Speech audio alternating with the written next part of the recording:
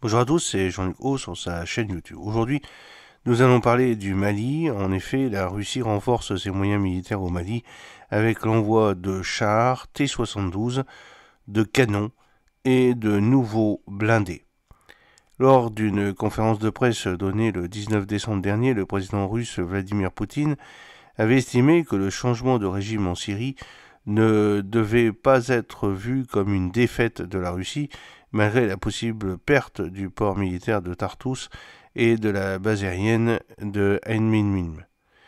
Nous sommes venus en Syrie il y a 10 ans pour éviter qu'une enclave terroriste y soit créée, comme en Afghanistan. Dans l'ensemble, nous avons atteint notre objectif. Ce n'est pas pour rien qu'aujourd'hui, de nombreux pays européens et les États-Unis souhaitent établir des relations avec les nouveaux dirigeants syriens, fit en valoir le chef du Kremlin. Fallait-il comprendre que l'ex-président syrien Bachar al-Assad n'était plus utile aux desseins de Moscou? En tout cas, ces derniers mois, Moscou a multiplié les contacts avec le maréchal Khalifa Haftar, l'homme fort de l'Est de la Libye, où un gouvernement de stabilité nationale, rival de celui établi à Tripoli, entend exercer sa mainmise sur la Cyrénaïque et le Fezzan, avec l'appui de l'armée nationale libyenne, la ANL. Peu après la chute de Bachar al-Assad, la Russie aurait commencé à transférer des ressources de sa base syrienne de Tartous vers la Libye, a ainsi affirmé Guido Crosetto, le ministre italien de la Défense, dans un entretien accordé au quotidien La Repubblica. Et selon des sources du Pentagone citées dans le Wall Street Journal, des systèmes de défense aérienne S-400 et S-300 auraient été redéployés sur le sol libyen. Ce qui est certain, c'est que l'activité aérienne dans l'est de la Libye est supérieure à la moyenne, d'après le site italien Ital Mil Radar.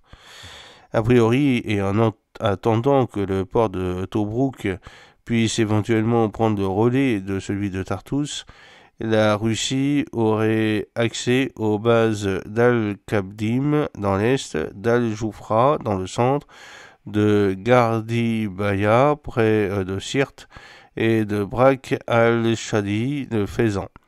Et à en croire l'Agenzia Nova, une cinquième a récemment été ajoutée à cette liste, celui de Mahatem al-Sara, situé près des frontières avec le Tchad et le Soudan. La base de Mahatem al-Sara est appelée à devenir un centre logistique clé pour les opérations russes en Afrique, notamment vers le Mali et le Burkina Faso, où la Russie a déjà consolidé son dispositif militaire.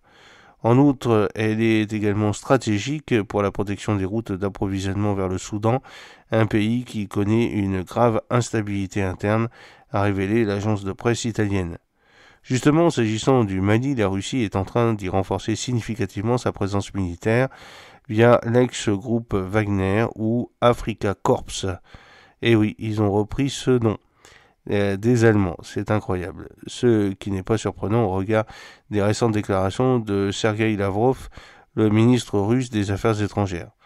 La partie russe a exprimé sa détermination à continuer à fournir à Bamako l'assistance nécessaire pour résoudre les problèmes socio-économiques aigus, améliorer l'efficacité au combat des forces armées du pays, former les militaires et les forces de l'ordre dans l'intérêt de lutter contre les menaces terroristes persistantes, avait fait savoir la diplomatie russe après un échange téléphonique entre M. Lavrov et son homologue malien Abdoulaye Diop en août dernier. À l'époque, les paramilitaires russes venaient de subir de très lourdes pertes dans le nord du Mali, après être tombés dans des embuscades tendues par les groupes de combattants du cadre stratégique pour la défense du peuple de l'Awayad, le CSPDPA, et par les djihadistes du groupe de soutien de l'islam et aux musulmans, le GSIM, lié à Al-Qaïda. En octobre, des photographies prises par satellite et examinées par le Center of Strategic and International Studies, le CSIS, ont montré que d'importants travaux étaient en cours sur la base aérienne 101 de Bamako, avec la construction de 5 grands bâtiments ayant la capacité potentielle d'abriter 400 à 500 soldats et de plusieurs entrepôts, afin probablement de stocker et protéger du matériel militaire précieux. Quoi qu'il en soit, de tels équipements viennent d'arriver à Bamako, d'après des images diffusées par la télévision Cap Maï Plus le 17 janvier 2025.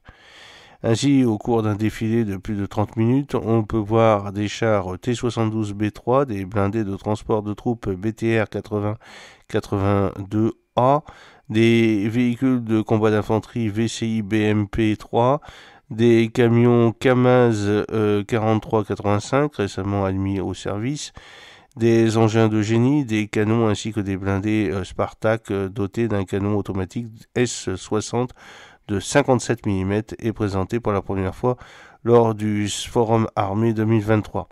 Tiger et Lens, au moins une embarcation fluviale, fait partie du lot. Alors, la provenance de ces véhicules n'est pas clairement établie. Certains d'entre eux portent l'inscription H2200, ce qui suggère qu'ils ont été transportés par voie ferrée en Russie. Il est possible que d'autres ont été transférés vers le Mali depuis la Syrie. Ces équipements étant pour la plupart récents, il est probable qu'ils soient destinés aux paramilitaires de l'Africa Corps. En tout cas, les forces armées maliennes, la FAMA, n'ont pas fait d'annonce au sujet d'une quelconque livraison de nouveaux véhicules, et le colonel Assimi Goïta, le chef de la junte au pouvoir à Bamako, n'a rien dit non plus lors de son adresse à la nation le 19 janvier 2025. En vue de consolider les acquis de 2024 et d'envisager avec d'autres succès, le processus d'équipement des forces armées et de sécurité se perfectionnera en 2025 avec la mise en place d'une industrie militaire.